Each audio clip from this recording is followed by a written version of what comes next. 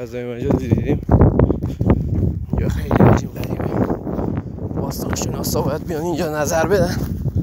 یه سنگ اینجا داریم ببینید، روش هم یه فضای مربعیه، خودش هم به شکل مربعه.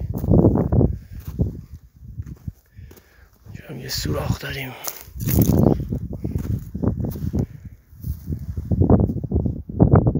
اینجا صندلی پادشاه بوده. منظره رو ببین، حالشه ببین.